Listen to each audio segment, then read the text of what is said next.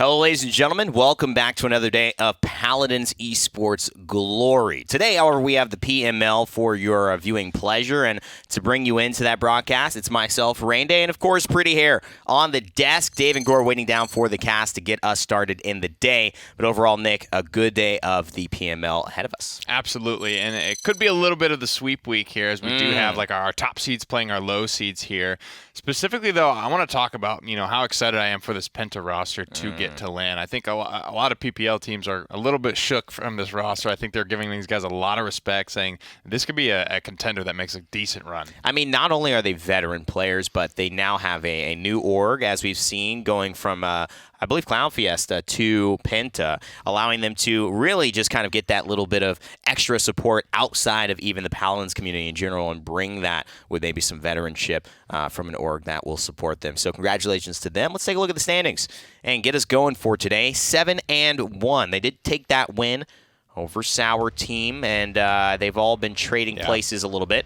This week they won't go against one another again. It'll be Penta over Blazing Hussars, who have the opposite stat line as them in the league. And I'm pretty sure it was week one that they lost to Sour Team. That was the first set. Yeah, we talk a lot about how these teams have kind of ebbed and flowed. Sour Team has a ton of PPL veterans, but have those veterans sort of stagnated? Are they continuing to practice hard and stay at the top of their game? There's been a direct correlation to time spent playing the game and success in the game for PPL teams for all time. So yeah, if they're stagnating, I think Perdo, Sheep, and Ninu, great players, but they got to put the work in. Things are getting competitive, as you can see, even down here in the minor league. Well, let's take a look at some of these players as well on the side of Penta. Cruncy, he's an interesting story because he was on NIP. He was doing well for them. Then got switched from the roster, got banned for saying some inappropriate language, some toxicity, some racist stuff, whatever that was. However he got banned, it was for some mistakes that he obviously let his team down in that moment, but hopefully can continue to have learned from that, grown from that, and now obviously continue to create this Penta roster as a behemoth in the potential upset possibilities for the PML. For sure. This is a squad that definitely is going to have to rely on Cruncy.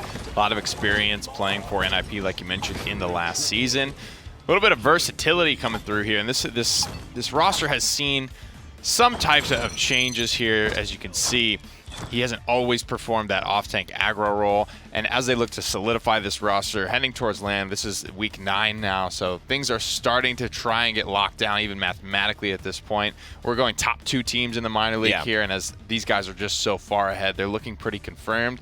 So it's about locking down strategies, making sure everyone knows what their role is going to be, what their champions are going to be played, and maybe with that flexibility, with that room to breathe now that they're locked in, start practicing other strategies. Yeah, that's the real key. What do they do today? We've seen a lot of teams take this kind of matchup that maybe matters less. It definitely matters, I think, seeding-wise. They don't want to drop a game to Blazing Hussars, but for Blazing Hussars, and looking at the side of Kamaker, who's been leading this team for a long time, has been a long-time player, who's been at LANs, who's been on various squads with some high-level players. It's not really been going great for him this season, admittedly, but they still have stuff to work on, and you can grow from these moments, especially when you get a chance to go with the big dogs. I mean, Nick, do you think this is something they let kind of like flow by, or is this something that they really say, hey, let's take advantage of the good players that we're playing against and learn something here? It's truly up to them, and I think one of the hardest things about putting together a great Paladins team is just finding the 5 guys that can perform the right roles, who all feel the same way about the game, who have the same, life situation to be able to commit X amount of time in the minor league, because it's not always easy to do all that stuff, and I think that's a lot of things that don't necessarily get talked about a whole lot. That's very behind-the-scenes type of things that could be going wrong with the team, and you say, well, why don't they turn it around? Why don't they ever win? There's a lot of stuff that goes on in a person's life that can really affect what they're able to do and how much time they're able to commit to like a minor league game and things like that. So part of it is just finding the right crew, and I think this is a good time for that. Really, kind of look into yourself and ask yourself, is this the right crew for us to succeed? Does everyone here have the time to commit and the want to commit? Well, very interesting point there. In fact, felt you should be highlighted as a result of it. And I think what's interesting about Kamaker, really being honest, one of the biggest things is we were watching him play with kind of what was kind of the Na'Vi squad essentially before it became Na'Vi.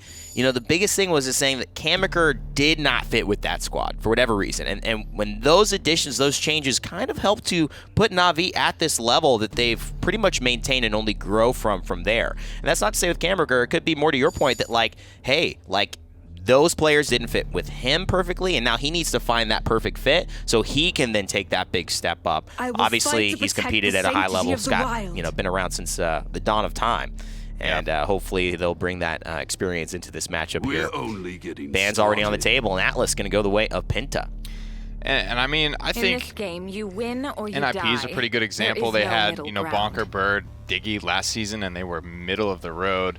They make 2 roster adjustments, and look at them now. Yeah. Nobody can touch them. And in their own words, the only thing that was really the difference was just everybody just wants to play all the time. Yeah. Everybody just has that mentality of not only setting the meta, but then breaking that and keeping ahead of that curve that they continue to set week to week. So exciting stuff, man. the mentality of the players is everything in the time that they commit, for sure. It's special when you can get that synergy amongst a group because, you know, it's like, it's true. Like, there's nothing, you know, more powerful than a small group of extremely committed people, right? Yeah. And that's how things start in the world. That's how change happens, and definitely on the scope of Paladins, that's how things get done as well. Pretty dangerous lineup for Penta, though. Although the Furia coming into play for Hussars, we have seen that become more and more of an option for a lot of European teams. Spunky's been doing that a few times and starting that off. It's fallen into a lot of other players' hands. Yeah, and a lot of times picks like Furia come from a support that was playing when she was meta, when you have already spent a lot of time building strategies around that talent or that play style, things like that. So probably just a comfort pick for the Hussars. Oh, man, Atlas and Monty Leon. This does look a little dangerous, though, for Penta. I'd be surprised if they were able to take this one, the Blazing Hussars, but we'll give them the benefit of the doubt until they go into the matchup. It's the 1 seed versus the 4 seed here to start our day off in the PML. Let's send it down to your casters, Dave and Gore. Thank you, guys, and here's Gore and I down here in the booth. Looking forward to a great day of minor league action. We got a fun one to start things off. We got to take a look at Penta under the new organizational banner last week, and they still looked really good. Not much changed. This is that area where they get to come in, and especially because they've been able to beat Sour Team. I want to say, at this point, regularly, it's not a, okay, blow for blow. Like, we have finally taken a step ahead of Sour Team, which is just going to go ahead and throw that out there. That's a huge step for anybody at this point, especially in this region. It's a lot. It's a tall order for Blazing Hussars to be able to beat this, especially when they bring in a Furia. And the one thing that stands out to me about Furia is that her meta, there was no Amani. There was no Atlas. And I feel like she doesn't cope with those two very well. It's feast or famine, as we started to like to say here about Furia. And definitely a tall order to feast in this case, especially with the likes of Crunty on the Atlas, Simsaloo on the Imani. I mean, you have a lineup like that, and then you give them a couple of the more dangerous champions in the current meta. It's going to be tough. What do you think the Hussars need to do, though, to allow Furia maybe to feast a little bit? Honestly, Furia can be just kind of chilling back here where you see Ash at right now. The idea is essentially, I'm going to keep this Inara so healthy that there's never going to be a way you can kill her off. So you're going to actually rely less on her, I'd say more on your Eevee trying to get to the back line, deal with, say, the Amani as well as the Leon. And unfortunately, you do have to live to do that. With Kammaker off the board, it makes it a lot easier to focus on an Eevee. Well, there's a really early little flank. Simpsy just kind of wrapping around as well as Crunty. So Ash sent back to base. That's Kammaker. Raze adds another as well.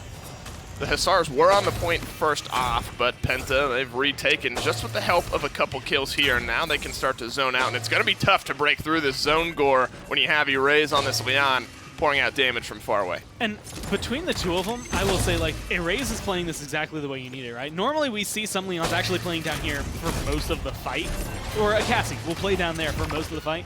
He's just like, you know what, I'm going to play as a sniper. Unfortunately, right there, a nice stun from Grafies does lock him down, but the one thing that stands out to me is the way Penta are playing this. I mean, look where 3 of them are. Yeah, they're taking a lot of damage, but they've been controlling Blazing Hussars' side of the map. They have. They're pushed up so far. Luckily, the damage turns in favor of the Hussars here. Kammaker just able to hang back and pile drive damage in. He gets the heal. Gets nice and topped off here, and it actually looks like the Hussars are kind of poised to start taking this one. Did Penta just bite off more than they could chew there? I think so. They had 3 people in one area, and then once Erase jumped down, it became a lot easier to kind of track it. One thing about Shaolin is the fact that, especially on a map like this, whenever you're up against a wall, you're going to get stunned. If he goes into a planted combo, if he goes for that damage, it's just going to burst you down 1, 2, 3 real fast. And so once Erase fell down, they lost a lot of the high ground pressure that was, I think, keeping Eevee at bay. And then they were all 3 clumped up against an Ashe in a nice corridor. They threw this fight about as hard as you could throw it. And they did it. Definitely they did it. Graphies has been huge with the stuns here on the Shaolin, hitting time after time. That a really great start there from the Hussars, honestly. I mean, I think we honestly expected Penta to come out and really run away with this one, but Hussars showing us that they came here to play. A few ultimates starting to get sprung on either side, doing the dance up top here are a couple members from both teams. Cruncy's going to get the better of the initial engagement with Kamikaze answering back with one for himself. Doodle on the Eevee's going to find some damage, but Ashe on Kamikaze is going to be the one to with the double. I mean, so far this is just a really, really good composition, and Blazing Hussars are playing it the way it needs to be played on this map, which, again, to me says when it's your map pick, when you're getting the draft that ideally looks like the one you wanted, this is how it's supposed to look. Everything's going exactly the way you want. Specifically, Andrew Doodle right now on the Eevee is playing distraction. I mean, Leon, pretty decent counter against Eevee. Even Amani, pretty decent counter against Eevee. They can do the damage or lock her down quick enough to make her not impactful. But he's not picking those fights unless he knows he can go in and win. Most of the time, he's been bullying the support. It's an interesting point I hadn't even really considered. We haven't seen Splitstone Quarry all that much over the past few weeks for whatever reason. I mean, we saw it a little bit yesterday. But really, in general, that was the first time here in a few weeks. The payload, though, is very close to going through here. The Dome Shield's going to come out from Ovim. It's going to buy a little bit of time for his team, but that's very close to going through. A couple kills are going to stall out this push. Just getting resetted there is Surret's.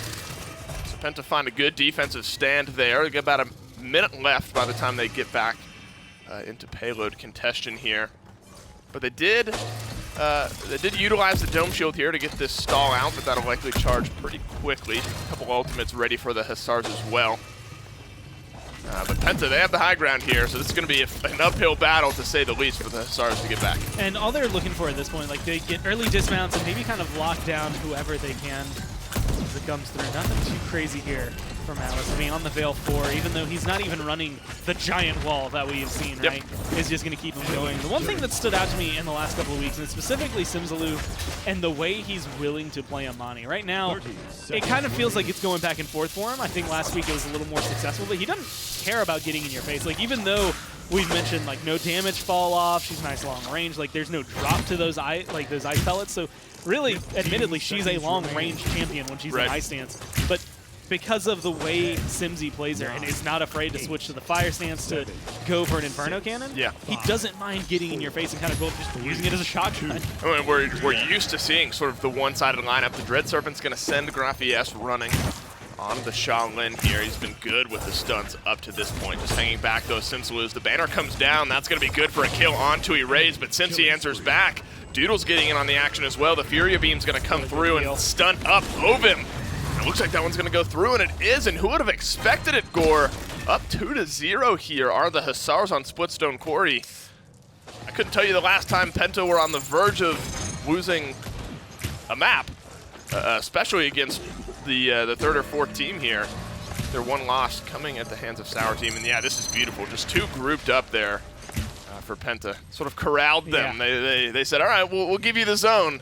You're going to get 3 bunched up members. Kamikaze did some good cleave damage in that case. And that's the big thing, is like 3 grouped up against the Ashe. I didn't even realize that Graphies had jumped down there, but that's like the perfect call. And that moment where it's just like, everyone here is 1 to 2 shots away. Pop your Heat Haze, go in, and do whatever you can. Especially because one of the things that I don't think has been mentioned for a long time, because they haven't been able to get together, but a Heat Haze with the Inflame from Furia for her ult, you just almost insta-fire the bow. Like, it is so incredibly fast for the draw time that you can combo those and it becomes almost an unbeatable combo. And look at this, Penta, they're opting for very much the same sort of strategy that they went through the first time, really trying to control that fidget spinner corridor. The dragon burning away. 2-2 does end up falling, not at the hands of the dragon, but definitely with the help of the dragon. Penta back on. They have fast cap as well.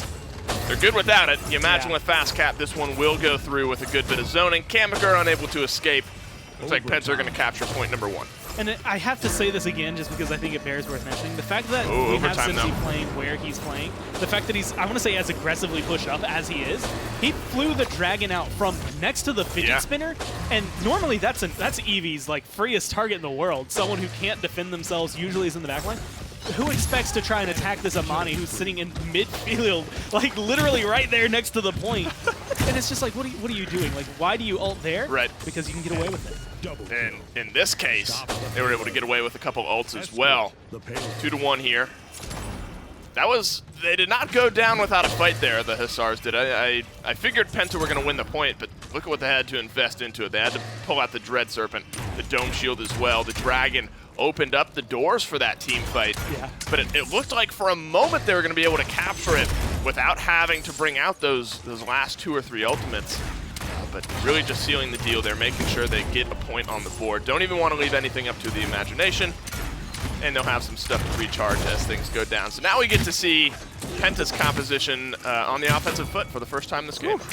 Some good shots again coming down between all of them. Like, everyone on Blazing Hussars right now is playing incredibly well. And I think that needs to be mentioned a little more just because of like the fact that they've been, I want to say, on a rocky road this entire time, right? Sure. It's been very bumpy for them.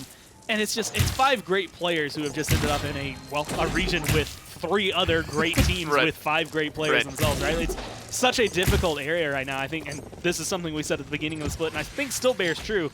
This is one of the most competitive regions, even though typically this matchup would be a 3-0. Everyone kind of expects it to be a 3-0 for Penta. I think this is just another showcase of why these teams have, I want to say, like the value they do, and why it comes in, and why this is probably one of the most exciting regions to be able to watch.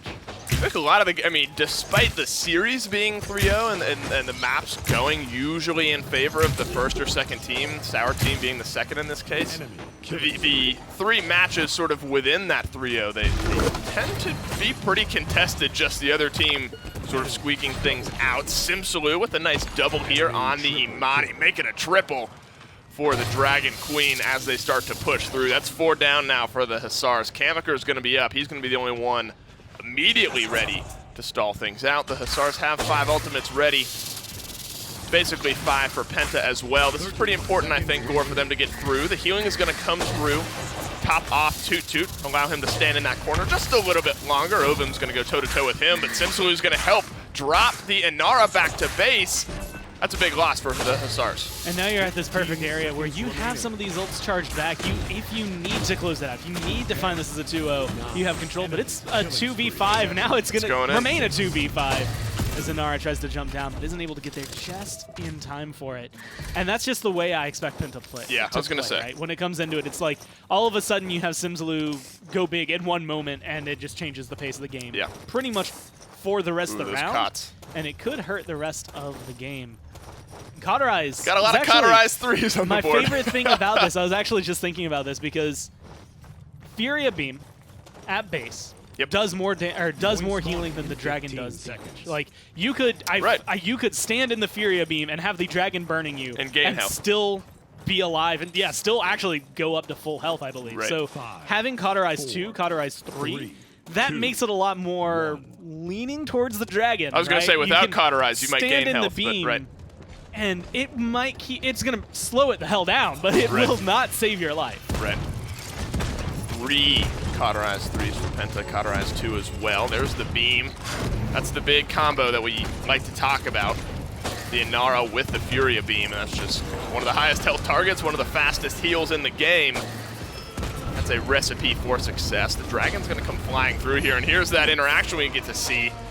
Toot Toot was burning away there, didn't end up falling. Graffies is the first one to fall in this one. Penta 5 full streaks here and 66% on the point. The Hussars just aren't able to break through right now. And getting rid of Graffies that early, like, it's one of those things right now, they're working in tandem, him and Andrew Doodle, to be able to find these kills. Even though they're not working on the same front, it's the corralling that this Eevee is doing versus the damage that this Shaolin is doing. It's kind of keeping Penta locked away, but when you lose a big chunk of damage that you have going towards the point, Eevee either has to turn her attention, much like Andrew Doodle has done now, or you end up in a 90-30 scenario. And when you have that much on the point to begin with, You're playing with fire if you're on the side of the Hussars, because at this point, one team fight loss puts you down 3-2 when you had such a good start. You were up 2-0.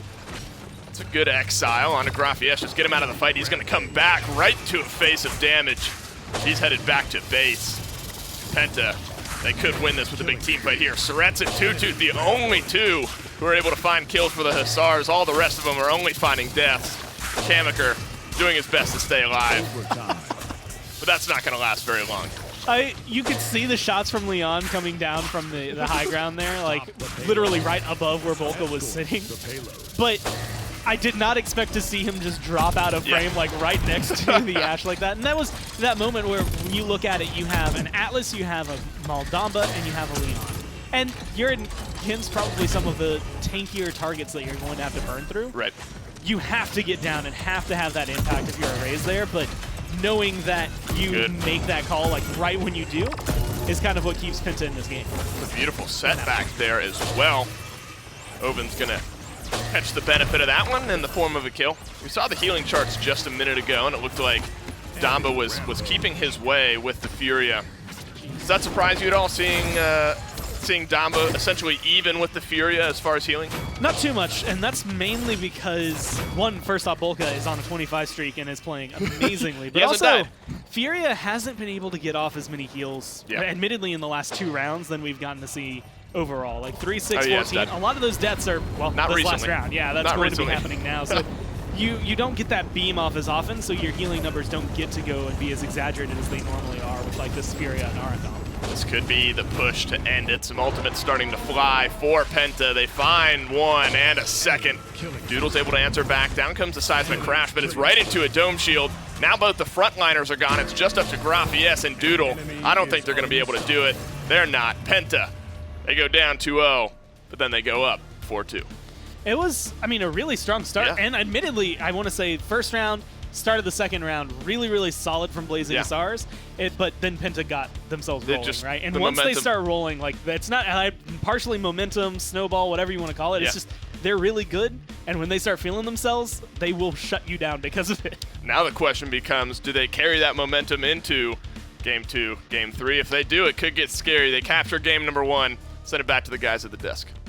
Well, game number 1 goes the way of Penta, but not so easily won by them. It was a tightly contested matchup that only towards the end really started to show its true colors. The Amani Dragon, obviously a very nice root on the Graffies, forcing the Heat Haze. A lot of things that started to kind of snowball their way, but tough fight. Absolutely. This was not the way I think we expected this to go. This was the Blazing Hussars map pick, so maybe that does lend itself to explain that 2-0 start. They feel good here. They feel confident. They know what they're doing.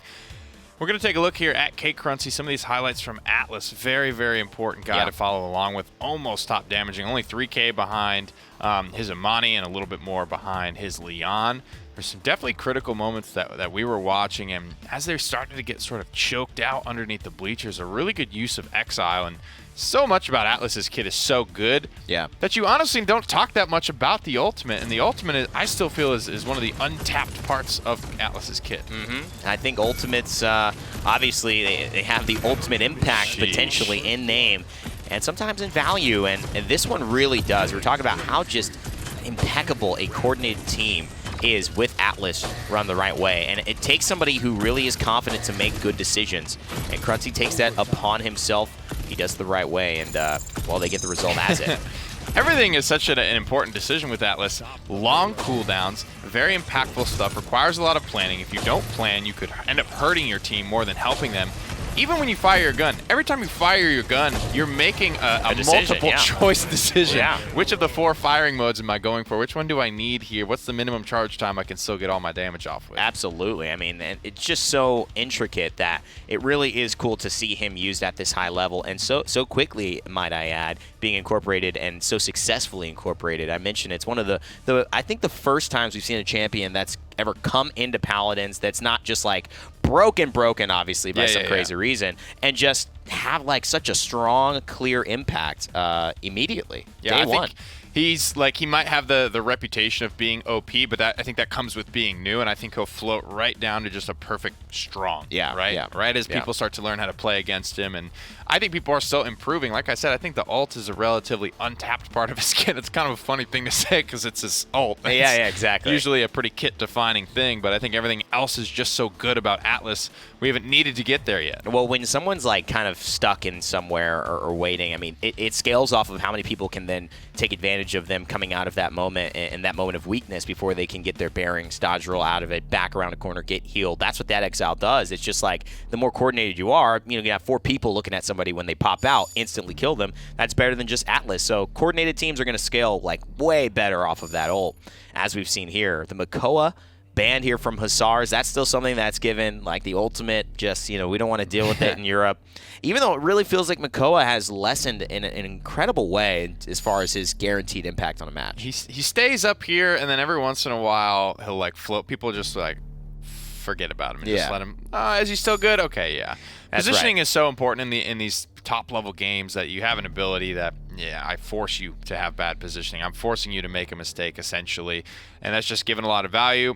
I think he has a good weapon, ton of HP, massive ultimate, a lot of good things about Makoa for sure. He puts a wrench into the plans of a lot of objective fights, that's for sure. Yeah, he keeps, people always let him through every once in a while, and he pretty quickly reminds you about why he sits in that ban section. Yeah, that's true. For literally ever. Yeah. I mean, unless Paladins goes another 6 years strong in the esports scene, he is going to hold the belt, the title for the longest ban champion for sure. He absolutely will. He is going to hold that title, and he's fine with that. He's the ancient one. I think he can wait it out because he's clearly been waiting for quite a while to even get to play. So at this point, age not really a factor for Makoa. Imani, however, a factor for Penta. Simsalou showing his champion pool with that one and doing it to a pretty good effect. But this Fury, I like it from Hussars. It worked nicely. And now they take the Leon from Arrays. Most likely going to go to Graphies, I would assume. Destroy our enemy. And this time they do have the Atlas alongside the Inara Solar Blessing combination. When so much of that healing comes through in such a small window, you are more susceptible to being set back out of that. Yeah. There is cards to modify how long that setback window is.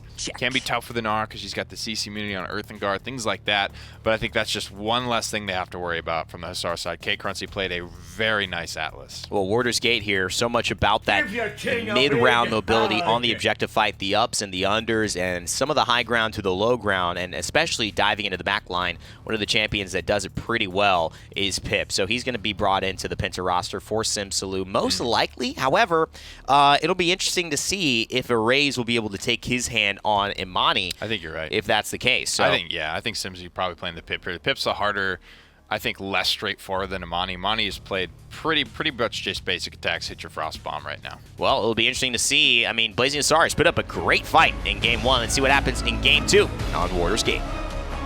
Hit your bombs, kid. We've progressed from hit your shots to hit your bombs. It's a little easier. It's nice, big, giant, explodes a little. The 3-man ice bomb we had in the the PPL this last week was wild. Almost immediately to a Drogo's To a stroke? Like, it was Drogo's, just like the perfect setup. About all you could ask for. We get to see a little bit of Pip here. Pip loves coming through on Warder's Gate. Another Furia. She started to see a little bit of resurgence. And it's honestly, some teams are just feeling a little more open to it. Obviously, Na'Vi has shown us that they're willing to play the Furia. In this case, Blazing Hussars goes to her twice.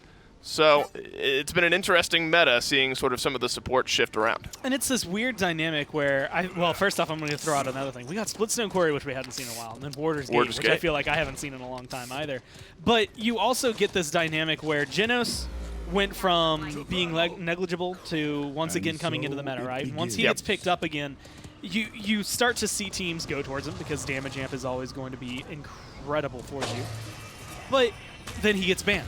And then you have to figure out, well, what fills the role where he was. Luminary originally is like we can not keep up in healing, but we can keep up in damage. And that's the reason it would kind of keep you in the level. Furia can keep up in healing, but it only comes up every so often, and you have to hit the beam. It's so coordinated oriented, where it's just like if one thing goes wrong, all of a sudden, hey, you don't have healing for another 10 seconds. Have fun. Well, I mean, a lot of the healers in the game, as we see Penta just tearing through the Hussars with like a knife through butter in this case. But I mean, a lot of the healers in the game, of course, I mean, they have skill shots, sort of, you know, in a broad term, you know, you throw the gourd on the ground, things like that. But a lot of them also just have sort of the point-and-click healing mechanic. Not that it's simple. I mean, it's a hard role to play. But Furia especially, and this is why we sort of call it feast or famine. I mean, sure, it depends on how your team's doing around you as well, but just hitting the beam can be harder than, I mean, there's so many what-ifs. What if it accidentally runs into an enemy on the way to one of my teammates? So many things like that could go wrong, which is why it tends to be, well, feast or famine, how we've said it. And Penta, they're making quick work of the Furia in this one, as well as the rest of the Hussars. 5 streaked-out members now. That payload's moving. And the big difference, I think, between what you'll see out of a Furia versus like a Maldamba. Like, let's say you're watching Bolka, he misses a heal.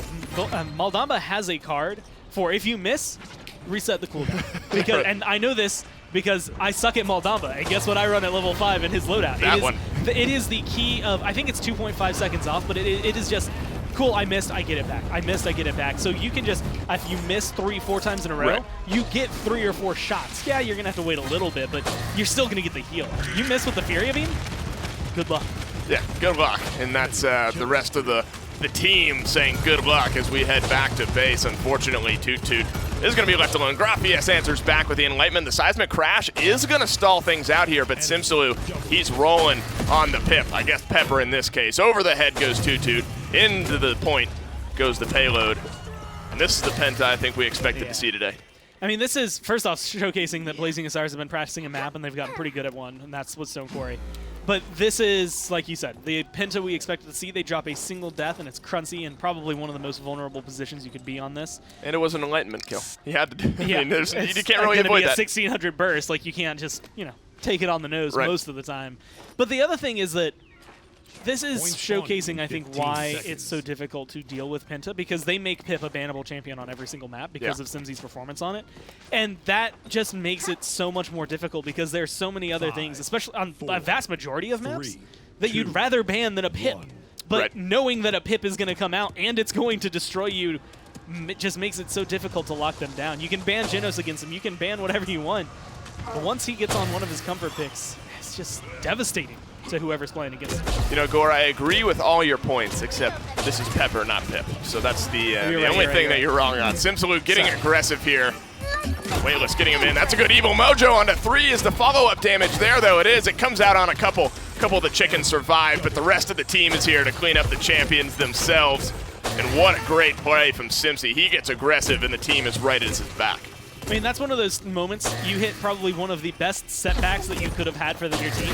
Right as the Emo Mojo comes out, you take the only person nearby who can follow it up out of the game, and then you still lost all 3. And that's the issue, I think, that you're seeing with Blazing Hussars. They just didn't have the follow-up, I think, to treat themselves for that. They didn't run away. They don't have resilience online yet because the economy is really going to be leaning at this point, only for almost 5 minutes into the game. It's all leaning towards Penta. It's all going to be on their side. So Blazing Hussars are just at a deficit. Yeah. I mean, at the end of the day, that's just a well-coordinated team fight. The Exile's going to get Ovum out of harm's way, but also out of the fight just for a moment. Doodle's doing his best to hold down this fight. I mean, we saw the payload in the same spot with 2 minutes left, and they didn't need more than 30 seconds to push it through. The Dragon's now burning its way through the Hussars lineup. This could be it. This could be the 6-minute 4-0 here on Warder's Gate, and Penta won it. Well, when you know your maps, you know your maps, and I think that's one thing to say or describe this. And it's one of the things we've seen. A couple of teams in the Premier League have their Warder's Gate down pat.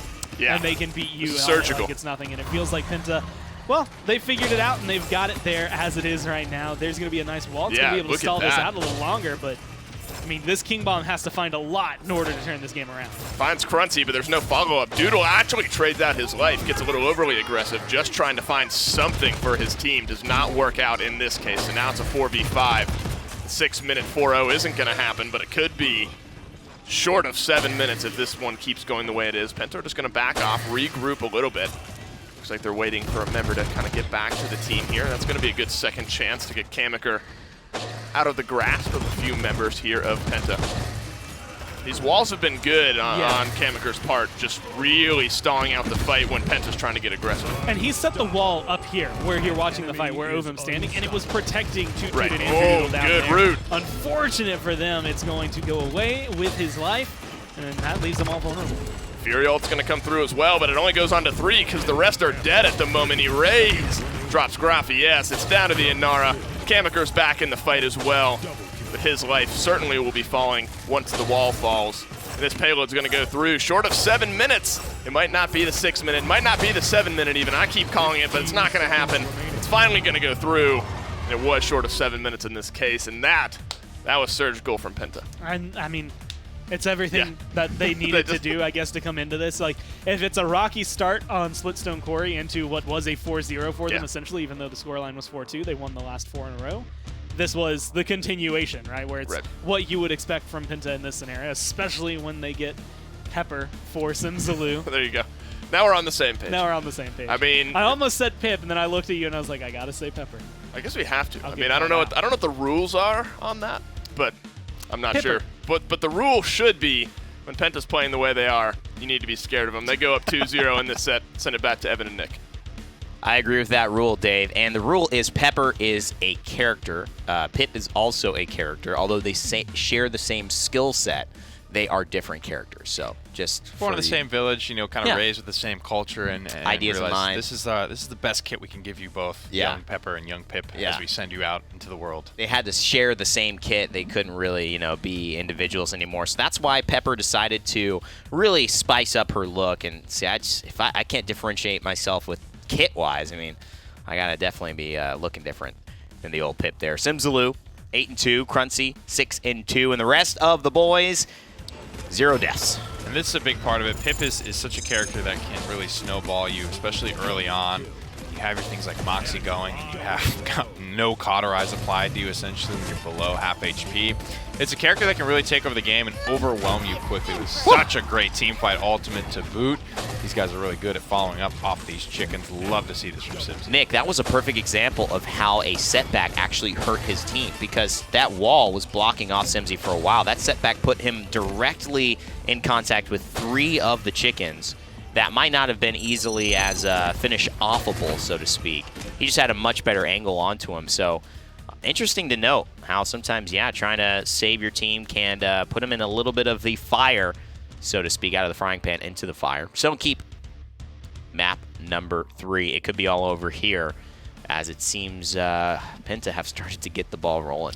Warders Gate is not a map that we see very often in the Premier League, but I like that on their map pick, they go ahead and take the Pip, and they take a lot of things that can snowball that game and make it happen very quickly, just to make sure that there's absolutely no hope. As you can see, that was a very quick 4-0. Momentum completely shifted pretty much into Penta. This is best of 5, so if they're able to take one more W here, they will claim the set as well. Interesting to know all the Geno spans. This is a trend that we're kind of starting to see both in console and in the minor league and a little bit in the Premier League.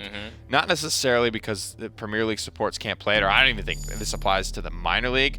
Why they did it in the console league was because there was someone who didn't feel comfortable on Maldamba. Right. Not necessarily the case here. I think some people just feel so comfortable building strategies around Luminary that it's not because they can't play Damba, but it's because they're so focused and needing to get this Genos. Yeah, and I mean, he's clearly proven to be a very big, valuable pick in the high-level scene of the PPL. So if you can continue to maybe target out things that are going to be targetable in your mid-season invitational, it's going to help prepare you. But as we've seen, you know, those teams doing that now may not be doing that in mid-season and when it comes down to all the money on the line. So you have to have a lot of different strategies prepared, be able to go which way. Imani and Inara and Furia, 3 powerful women against 3 dudes in armor and, you know, maybe some extra clothing than they need. I feel like getting Penta the upper hand here is not hard. And one more comment on Genos just for me. Maybe it's like part of being the underdog as well. If it's already hard enough for you to take like 1v1s or team fights with players that you're sort of looking up to or punching up, so to speak, giving them extra HPS and damage in a fight is just not good for you and your odds of winning that fight. I like what the Hussars have drafted. I think this is pretty solid across the board, to be honest, especially this Cassie last pick. It's been banned a lot this set. Atlas has had an incredible amount of impact for Penta. So with that all gone and flipping, I think this is maybe the best chance the Hussars have ever given themselves. So the Cassie here, something so notable as far as the ban structure, now available against the Inara too. I mean, this is pretty, and the Ruckus. This is pretty two great champions to go against. Disengage is really good against Solar Blessing, making sure this Inara stays away. It forces her to get under the beam and make sure she's safe under the beam to pop Earth and Guard for CC immunity and stuff like that.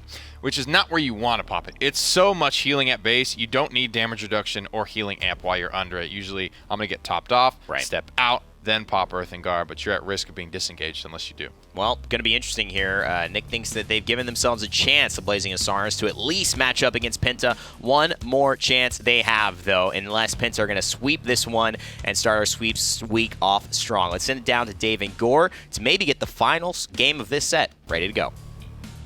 Well, they got a long and tall and wide hill to climb if they want to come back in this one, Gore. And Furia jumps ship to the winning team now. Yeah. So we get to see her maybe find herself a 4-0 today. But like I said, that's a big hill to climb if you're on the side of the Hussars. They've had moments of sort of flash in the pan brilliance today. But Penta, they've just been doing it consistently. Maybe one more map here on Stonekeep, and they get the Kinessa. That's sort of come in and out of favor over the years, I know, on Stonekeep. How do you feel about it in the current state of the game? I don't mind the pickup, but I think it's in this area where it's going to depend partially on the player. I think Erase is going to be able to pilot it well, but with the increase in zoom, so you roll back a year, and actually I think the change would have come out, so maybe go a little further back than a year. But the scope feels kind of like a 1x zoom, right? It's going to go in, and it's going to kind of help you out, but you're not really a quote-unquote sniper, right? Sure. You're just, cool, I happen to have a scope on my weapon, and it helps me see anybody. Like, I could still 5 feet away from you zoom in and find a pretty decent headshot without worrying about it. Now that it's more of a 2x, it's limited in the windows where you can be effective. I guess he got plugged by a Kinessa shot rounding that corner because he started off this fight at half health. Yeah, Erase just hanging out right here on the side. I was like, wait, like did Genos come through and already have it through time and space or something already? But instead it's Erase just plugging away. I didn't quite catch it, but it is gonna be the difference maker here. Doodle got healed up, but he was sort of on the back foot having to play passively in this fight. And Penta continue their role here. Blazing Hussars got on the point initially, but Penta, with a well-timed team fight, get back on. And what I like is Erase plays this. These are essentially the two spots for the point fight, right? You have one where it's, okay, while we're fighting for the keep, I'm going to stand over here. Right. And then one where it's, we won the keep, I can move forward. If you lose, you have to fall back towards where more you're going to be holding kind of a defense. It's going to be a lot more of a defensive nature because, again, you just don't quite have the pushing power on just Kinessa. But that's the glory of having the Amani come through. She can buy you that room that you might not be able to. That's tough. A little bit just feeling disjointed here for the Hussars. Kammaker tried to get an overtime touch, but ended up tanking 4 or 5 Penta members worth of damage, falling for his troubles there. In that case, Toot's going to be the next to fall. That's going to be a good route, but nobody's there to follow up just yet on Doodle. But it's going to be the Bomb King. They have the high ground at the moment. And Penta, they're saying, okay, we've won the team fight, but we're not in the best position. This could roll in the wrong direction. And they're backing off and regrouping for maybe another go. And this is part of, I mean, the kind of call you have to make when you are 99% up, but also you recognize that, yeah, we can't win this fight. We need to wait and group up. You're going to be able to get a stun on the Kammaker, jump on in, just melt him down if you're Cruncy, and then you come around the corner and you can just burn through anyone and everyone. There goes the Dragon, flying high, burning hot. Toot's going to be the next target. He's going to have to dash off of it, and that's going to open the doors for Penta to capture objective number 1. And I think that's almost an undervalued moment that we talked about, where they were at 99 and we see so many teams sort of overcommit. They're like, all right, we're at 99, let's just win this team fight and go ahead and go through, not really showing a willingness necessarily to back off and regroup and win the ensuing team fight. But Penta do that, they regroup, they find the fight that they want, the smart team fight, and they're up 1-0 here. And the other thing I'm wondering about, and that is kind of keeping me, I guess, interested overall. Bulk is 1-2-2. Surratt's is 0-2-2, right? Like, their slash lines and supports don't usually matter. But there's the beam missing, right? This is the one thing that I think Furia brings, like you said, Feast or Famine.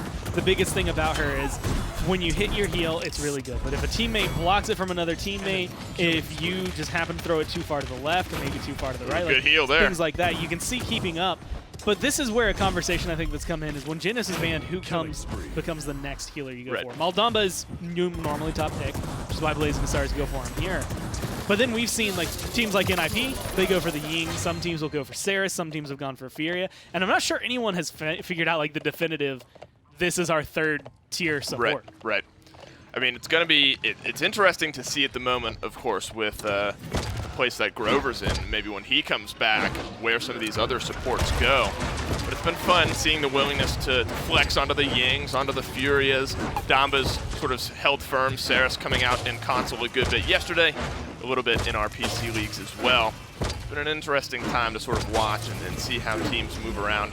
Flexibility on front miners and damage dealers, but on healers as well. Here comes the King Bomb, but he might get taken out before he's able to find a target. That's a good wall to stop Doodle from finding any targets with his King Bomb, and now just dancing around the backside of the Con Shield is Doodle. The healing comes through as well, but he's so low. The gates are open. Penta are rolling through here. Graphies and Doodle are going to head back to base. Toot Toot's alone down here in the courtyard. This one could go through, Gore. Well, they did hit the win fight button, although I don't think they won as hard as they thought they were going to. Ash goes up, does not get to come down. Gemiker taken out in the air, and this payload, it's still moving forward. There's still a chance to touch and cause overtime. This looks like a 2-0.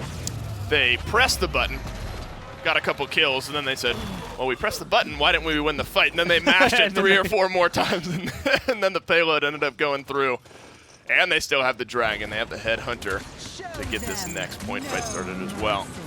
And we'll get slash lines coming out of these replays, but there were some members of the Hussars who actually had pretty good slash lines. Graphies has actually had a pretty decent game on this Cassie up to this point, sort of shining in the face of chaos. Yeah, 4-2 and 4. I mean, when the rest of your team is having a hard time, being able to find some kills still at least shows a few moments. Maybe giving them a little bit of hope here in this case. Some resiliences, wreckers, cauterizes, all online for Penta. Sort of a mixed bag of items for the Hussars. Obviously, cauterized, wrecker, all that fun stuff. And they have 4 ultimates to boot here. Gore, what do they need to change to win this team fight? Honestly, I'm looking at this kind of fight right here. It's going to be a very big pick if they get rid of Ovim early on, and that's going to be a good overpower. But you can't be clustered up because the Dragon's turning down the corridor and ready to burn through. Oh my, so many targets! Oh, he gets so many. That's a triple with the Dragon, making a quadra. Erase is the one who steals away the Penta, but that's about as high value of a Dragon as you can get. Simpsy finds the targets. Unfortunately for the Hussars, they invested so much in that clumped up team fight, and the Dragon makes short work. And it's that awkward corner, right, where, well, now there's a Dragon in front of us. We need to back up. And if we back up, we're going to give vision to either a Kanessa or maybe Ruckus, depending on where Crunchy was during that fight, right? Like, there's literally a lose-lose scenario. You find yourself in the middle of, well, I guess a rock in a hard place, but the rock happens to be covered in spikes, and the hard place happens to have a gun. I don't know. Or is it Dragon? There was something so like poetic in all the there's just something so satisfying about AoE abilities just melting large targets down in one big group, and you don't really get to see that all too often in Paladins. But that's a beautiful example of it. Gemiker is going to buy a little space with the assert dominance. 3 members of Penta are going to head back to base here. They do have the comeback mechanic, so they could find themselves point fight number 1 here, excuse me, point capture number 1 on Stone Keep. Some members starting to get in. He gets a touch, so overtime will be up for Penta.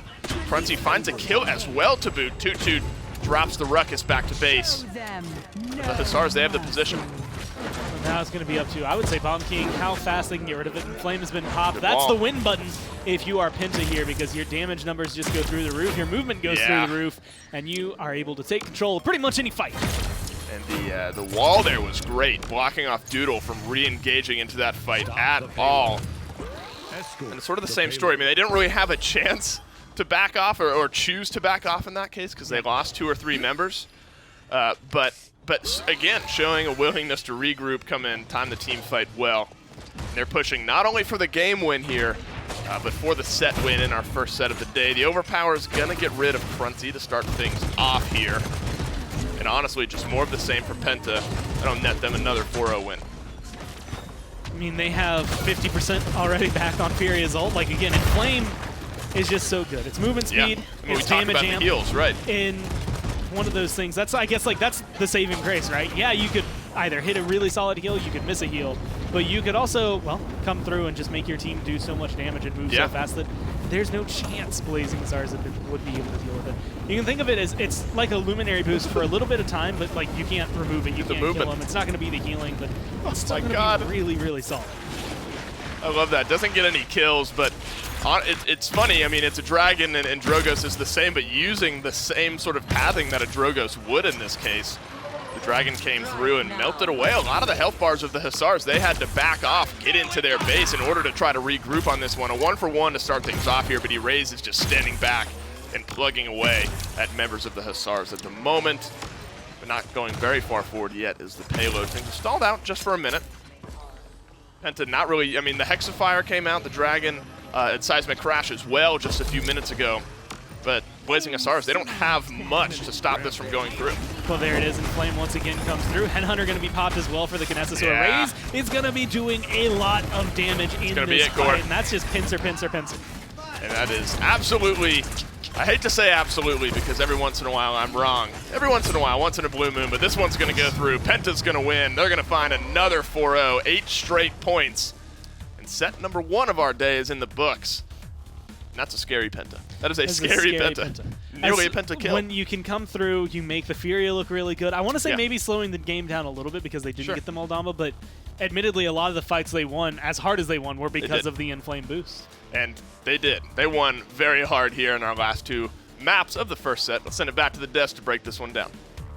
Well, a lot of flames, a lot of death. It's been the theme of the last few days, hasn't it? Yeah, definitely has, especially the way Simslow's rocking there. And the casters make a great point. Enflame is a lot of what Genos brings, but worse. Movement speed and the damage amp to the entire team for, I think it's like 8 seconds. It's a yeah. long buff. It is. And when you're as coordinated as Penta are, it's very easy to win a fight in 8 seconds. I mean, they've done so many things effectively, and even taking, you know, the Fury at this point, Bulka's continued to prove his flexibility in the champion pool. Going to be hard to try to pressure him out support-wise as he's continued to perform well. And then Simzy, Cruncy, and of course Erase continuing to really do a great job in those aggro, tank, and DPS roles. Ovim, solid as ever on the Inara. Yeah, Raze has turned into a hell of a player for sure, but we got to talk about Simslow there. We got to talk about what happened with that Dragon Erase. I think he stole away the Penta. I think he found some type of damage as everybody was running scared. And this is it, folks. The Dragon, 5 people in a choke point. Cassie was kind of, to be fair, was kind of out there in a little bit of a way. But she was going down Yeah. because she had already rolled and he was about to. Actually, I don't know if he could fit through that door right there. Maybe. Maybe. I don't know. That Dragon can Okay. slim and limber his way wherever he damn well pleases. You know, getting the mangles, the flame, you know, it's something that we don't understand. What's that corny song? Kissed by a name. Right, she comes around the corner. Yeah. Sounds so sweet. I think that would be a great remix if we can make it happen. I'm sure Amani would be down to give over some of the rights, you know, hopefully not, you know, copy strike, you know, or copyright strike us there. But a great series so far, goes the way of Penta, and we've still got more games coming up for sure.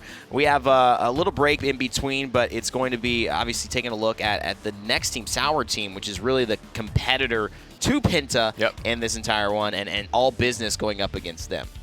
All Business have been on the upswing in all seriousness, and they're just slightly not in last place. It's like a one-map thing. The series scores are basically the same, just the little map separating them, I think.